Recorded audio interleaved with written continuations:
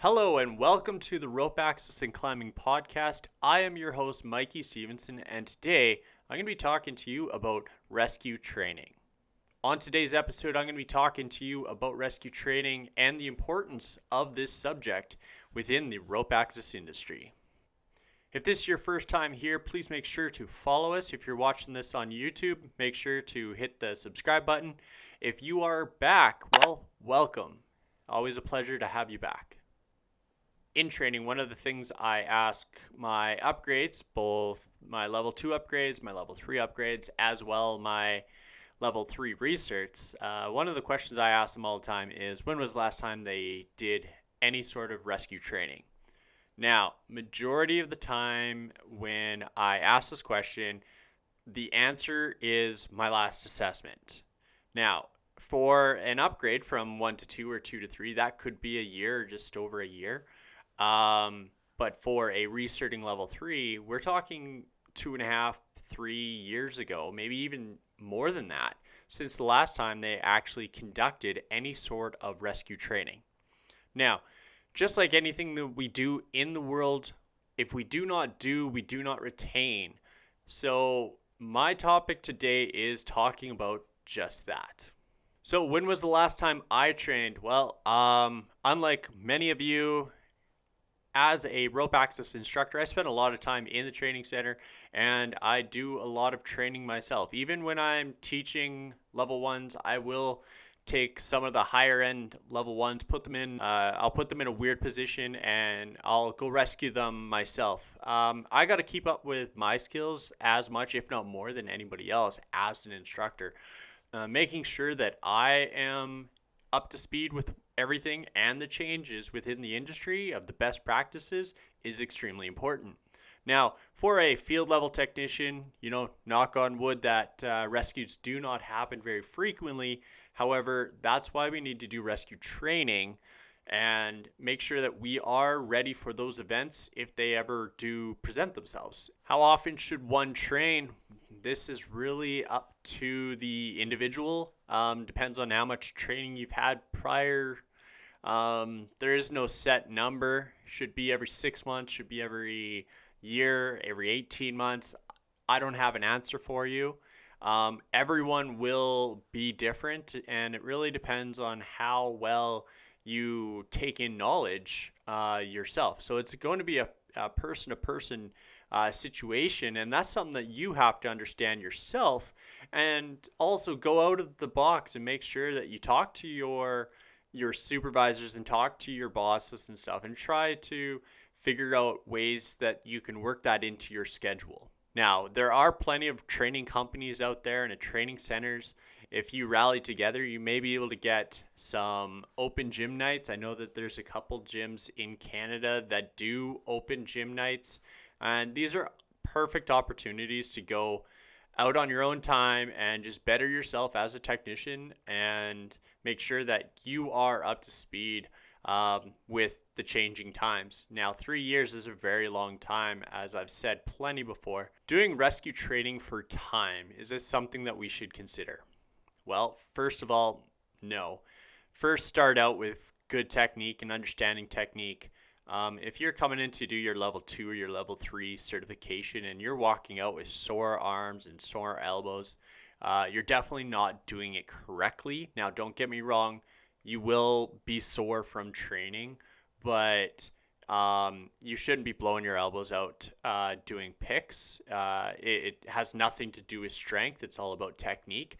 As myself being a small individual, I've had to really emphasize that technique and skills-based side of it, not the strength-based side of it. Now, worrying about time. Well, anytime that you were to do a rescue in the real world, time is not on your side.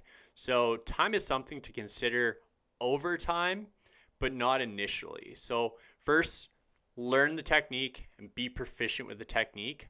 Then start timing yourself and figuring out how long it actually takes to do something. For somebody that doesn't train a lot, if we're talking 15 to 20 minutes for a standard rescue, you are well within the acceptable time frame. However, in the real world, 15 to 20 minutes could be a big difference on the final outcome of the situation. So keep that in mind. You got to train a lot to be proficient. How important is it to train? I think I've touched on this already quite a bit today. It's second to none. You need to train. You need to practice. We need to start being able to demonstrate what we preach. Now, we always preach that we're the safest method access. We are a self-rescue team, and we're able to overcome any situation that we put ourselves into. It is also our legal obligation as supervisors to be able to rescue any individual out of any situation that we put them in. That's our obligation to our workers. Now, you can't just have wool over your eyes and just say, yeah, don't worry about it, I'll come get you. That's not good enough. You have to have a thought out rescue plan and understand what you're actually doing and how you're actually going to be able to get that individual out. Now, for myself, I am about 140, maybe 150 pounds on a big day. I really have to pay attention to that too. Now, majority of my workforce is much larger than I am. So thinking about those rescue plans, executing good rigging plans to make sure that I have a good plan to be able to extract that person is extremely important. Now, my model here is if I can rig the job without a harness, 90% of the time I can do the rescue without a harness. Now, don't get me wrong. I always have a harness on anytime that I have technicians on ropes. That is a mandatory thing for myself. However, the thought process going into that is just that. If I can rig it without a harness on, there's a chance that I'll be able to rescue without that harness. Why isn't there more training in rope access? This really comes down to a cost factor and a time factor. Most people don't have the ability to step away from what they're doing on the work side to focus on the training side. Also, a cost factor here. Companies don't want to take you away from the work so you can actually go and train. The more time that you're away from the actual work front is less money that the company is making. So going back on the conversations I've had about professional development, this is something that we as technicians have to take on ourselves so we can better ourselves and be more proficient. I would really like to see a decrease in the inconsistency in the rope access industry as a whole.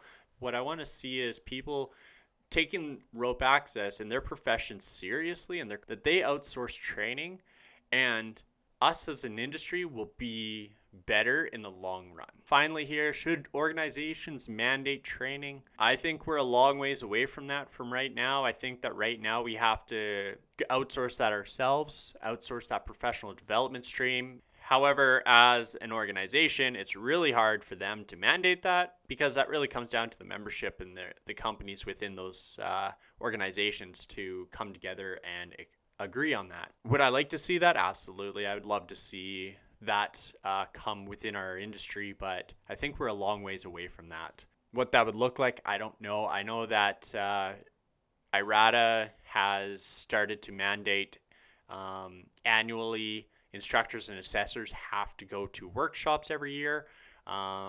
Myself, within the ACMG and the CAA, to maintain your certification, you also have to do professional development annually. And I think this is a really good start to our industry. Now, rope access is not there yet, but one day maybe we will. Well, I hope you enjoyed this episode. If you did, make sure to hit the like button and subscribe. If you're listening to this on a podcast, absolutely make sure to follow us. So I'd just like to let you know that there's plenty more of these episodes coming your way over the next few weeks. I'll be releasing new videos every Sunday. All right, till next time.